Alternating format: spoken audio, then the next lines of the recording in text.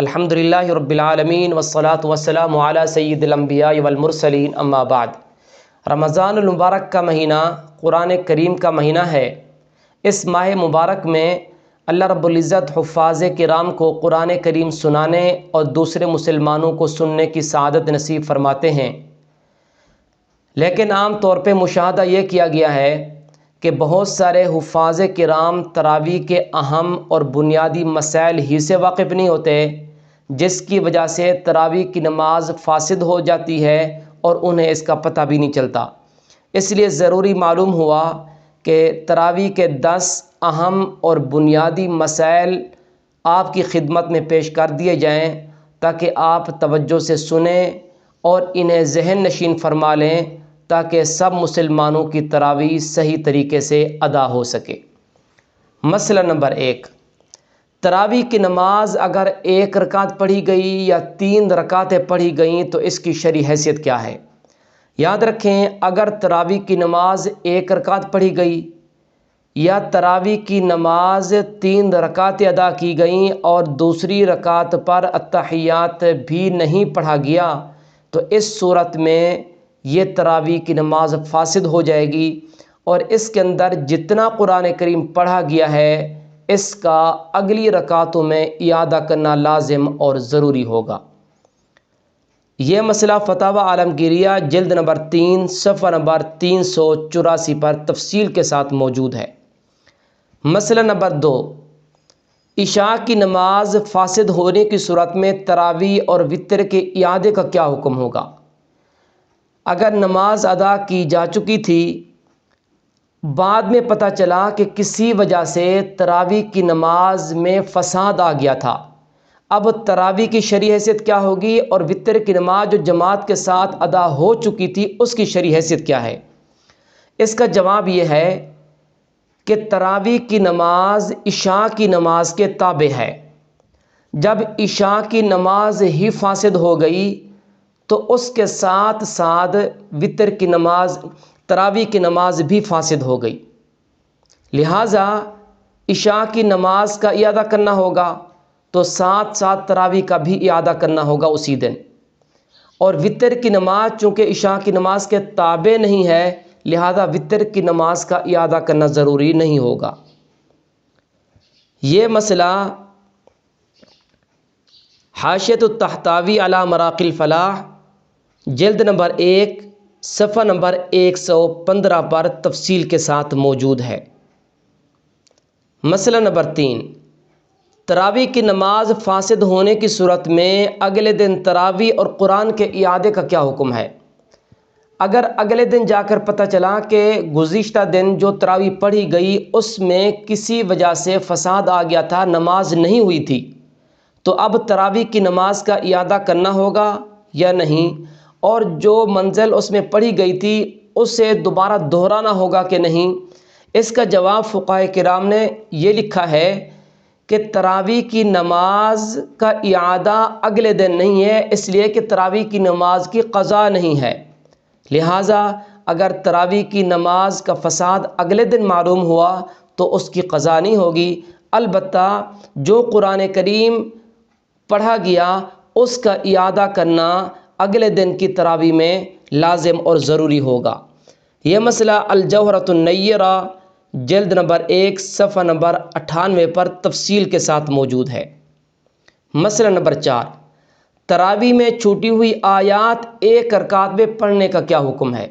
بسا اوقات ایسا ہوتا ہے کہ منزل بھول جاتی ہے، قاری صاحب آگے پڑھ لیتے ہیں، پھر مزید کچھ پڑھا تو مزید کچھ آیتیں رہ گئیں، اب اگلے دن اگر ایک ہی رکعت میں ان چھوٹی ہوئی آیات کو دہرا لیا جاتا ہے تو اس کی شرعی حیثیت کے متعلق فقہاء کرام نے لکھا ہے کہ ایسا کرنا جائز اور درست ہے، البتہ اتنا کرنا چاہیے کہ ایک جگہ کی آیات مکمل کرنے کے بعد تھوڑا سا وقفہ ہو اور پھر دوسرے مقام کی آیات پڑھی جائیں تاکہ فصل سے پتہ چلے کہ مختلف جگہوں کی آیات پڑھی جا رہی ہیں۔ یہ مسئلہ فتاوی عالمگیریہ جلد نمبر 1 صفحہ نمبر 118 پر موجود ہے۔ 5واں مسئلہ یہ ہے کہ اگر قرات میں فحش غلطی ہو جائے یعنی قرآن کریم پڑھتے ہوئے ایسی غلطی ہو جائے جو کفر تک پہنچا دے، اور اسی رکعت کے اندر اور اسی نماز میں اس کی اصلاح نہ کی جائے، اسے درست نہ پڑھا جائے، تو صرف سجدہ سہو کر لینے سے نماز ہوگی کہ نہیں ہوگی؟ اس کا جواب یہ ہے کہ اس قسم کی غلطی کی تلافی سجدہ سہو سے کبھی نہیں ہوتی۔ ایک صورت اس کی یہ ہے کہ اسی نماز کے اندر اس مقام کو درست کر لیا جائے، اور جو آیات غلط پڑھی گئیں اور اس میں فحش غلطی کی گئی انہیں درست کر لیا جائے۔ اگر اس کے اندر درستگی نہیں ہوتی تو پھر دوسری صورت میں اس رکعت کے اندر پڑھا گیا قرآن کریم بھی دوبارہ پڑھنا پڑے گا، اور وہ دوگانہ بھی دوبارہ ادا کرنا پڑے گا۔ صرف سجدہ سہو کر لینے سے وہ فساد کبھی بھی ختم نہیں ہوگا۔ یہ مسئلہ فتاوی شامیہ جلد نمبر 1 صفحہ نمبر 261 پر تفصیل کے ساتھ موجود ہے۔ چھٹا مسئلہ یہ ہے کہ اگر ایک آدمی لیٹ پہنچتا ہے، تراویح کی کچھ رکعتیں ہو چکی ہوتی ہیں، اس صورت میں سب سے پہلے تو وہ عشاء کی نماز پڑھے گا اور 2 سنتیں ادا کرے گا۔ اب جو تراویح کی رکعتیں رہ گئی ہیں وہ کب ادا کرے؟ اس کا جواب یہ ہے کہ عشاء کی نماز اور سنتیں ادا کر کے وہ فوری جماعت میں شامل ہو جائے اور تراویح ادا کرے، اور اس کے بعد جماعت کے ساتھ وتر پڑھے۔ وتر پڑھنے کے بعد جو رکعتیں تراویح کی رہ گئی تھیں وہ اسے بعد میں ادا کر لے۔ یہ مسئلہ بھی فتاوی عالمگیریہ جلد نمبر 1 صفحہ نمبر 117 پر موجود ہے۔ مسئلہ نمبر 7، تراویح میں بسم اللہ جہراً پڑھنے کا کیا حکم ہے؟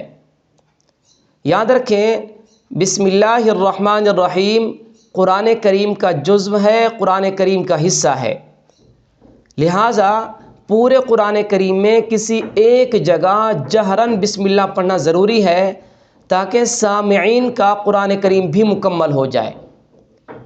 اب وہ شروع میں بھی پڑھی جا سکتی ہے، درمیان میں کسی صورت کے شروع میں بھی پڑھی جا سکتی ہے، آخر میں بھی پڑھی جا سکتی ہے، لیکن ایک دفعہ بسم اللہ کا جہراً پڑھنا لازم اور ضروری ہے تاکہ سامعین کرام کا قرآن کریم مکمل ہو جائے۔ یہ مسئلہ حاشیۃ الطحطاوی جلد نمبر 1 صفحہ نمبر 161 پر موجود ہے۔ 8واں مسئلہ یہ ہے کہ تراویح میں امام کو لقمہ کب دینا چاہیے؟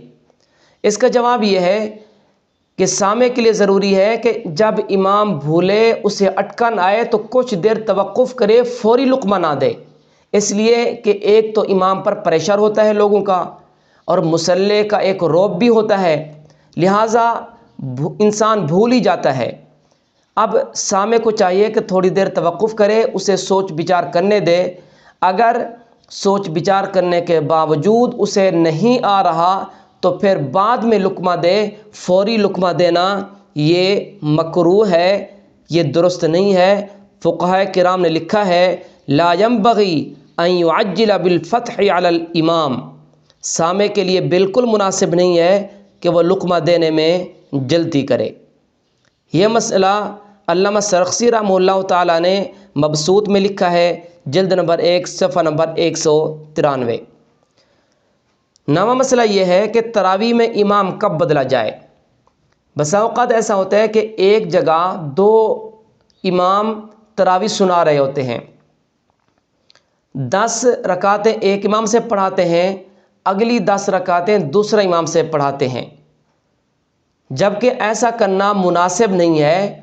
مستحب امر یہ ہے کہ تراویح مکمل کرنے کے بعد اگلا امام بدلا جائے، یعنی 4 رکعتوں پر یا 8 رکعتوں پر یا 12 رکعتوں پر یا 16 رکعتوں پر امام بدلا جائے، یہ مستحب عمل ہے۔ اب اس کی آسان صورت یہ ہو سکتی ہے کہ ایک امام 8 رکعتیں پڑھا لے اور دوسرا امام 12 رکعتیں پڑھا لے تاکہ اس مستحب پر عمل ہو جائے۔ یہ مسئلہ خلاصۃ الفتاوی جلد نمبر 1 صفحہ نمبر 64 پر موجود ہے۔